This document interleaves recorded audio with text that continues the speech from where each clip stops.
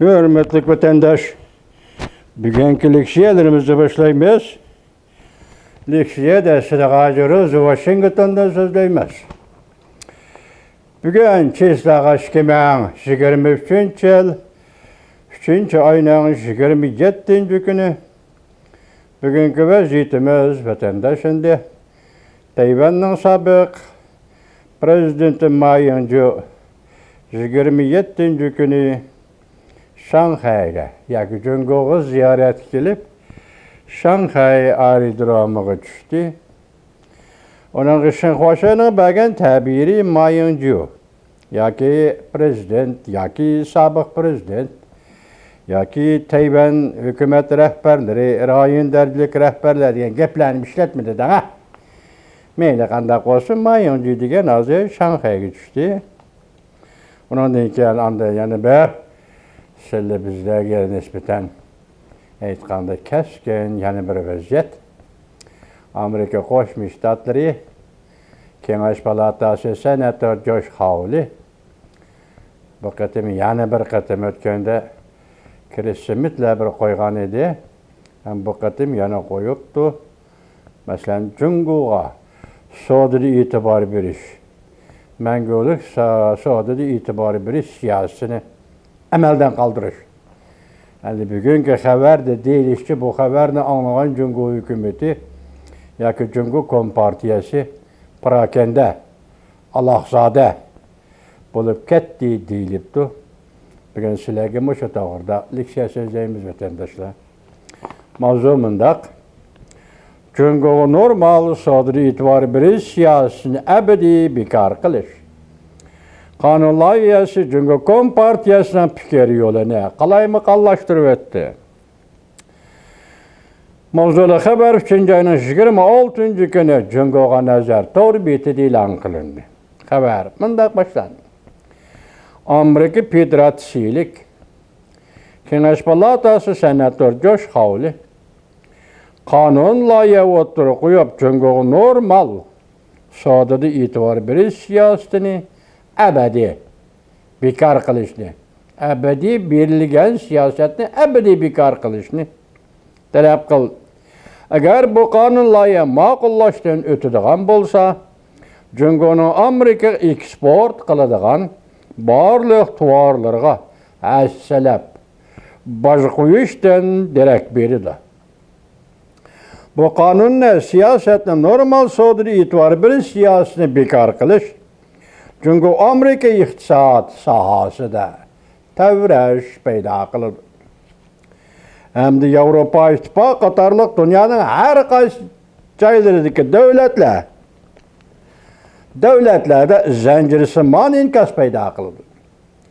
Jungoning iqtisodiy virus tufayli, ya'ni yuqumli virusning tarqalishi tufayli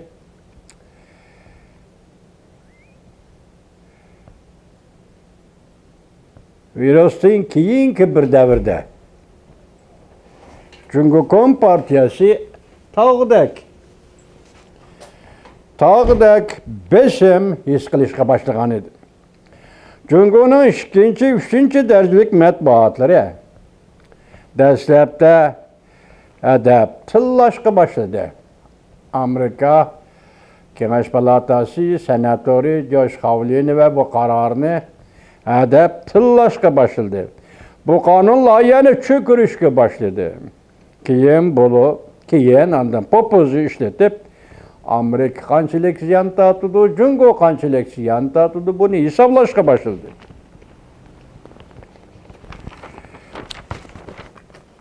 Keyinda bu gizla yana Amerika bilan aloqani kuchaytirib, Amerika bilan hamkorlashsak, ikki taraf foyda oladi deb tashviq qilishga boshladi. Bu orqali Jungo Kompartiyasi alohzada qilib, ya'ni kelib Jungo fuqarolarini oldi. Oxiri hech nimaga erisholmay bu matbuotlar tashapalpal ishchi g'alg'al soxta qiyofasini oshkorlab qo'ydi. Normal sodiri e'tibor berish siyosati qoida bo'yicha tuvar mallar, mulozimat, tamojna beji ve gayri tamojna beji istikamlarının sırtida muhimi Cungo Amerikanın texniki ötünüp berişidin taşqi soda qurulmasını özgertiş ve saqılışıdın aqli mülk huquqi ve onu qoğdışıdın xalqara bazarga kiriş qatarlıq işlarda Cungo Amerikanın siyasetinden intayin zor payda elip geldi ve hazırgacha şu seviyede enteqa bekar kılınmagan eken soda itibarı beriştiyaz. Yani devamlı paydalı. Soda itibarı beriş 80. yıllar 20. asırın 80. yıllarda başlandı. Şu yıllarda Amerika itibar berişini her yılı devlet meclisinde muhakeme kılıp geldi. Yılda bir qatar. Muhakemeden keyin devlet meclisi ma'qullab geldi. 20. asırın 90. yıllarda o'ttirlarga yetib kelganda sodada abadiy itibar berish deb belgilendi. Ve 2000 yılga kelganda abadiy normal sodada münasebeti özgertildi.